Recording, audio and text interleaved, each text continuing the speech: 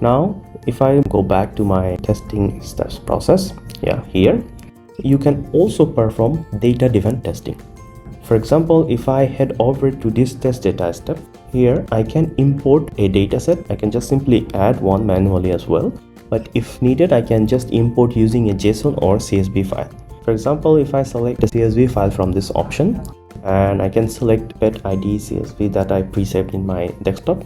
So this is a simple dataset containing 5 of the pet ID that I saved beforehand. So let me set it up as a demo dataset and save this one.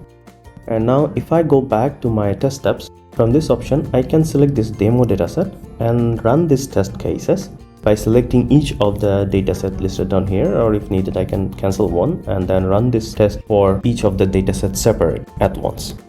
So this is how you can also perform data-driven testing here at Apidog. So as you can see, it selected that dataset and run this test against that dataset to run your data-driven testing here at Apidog.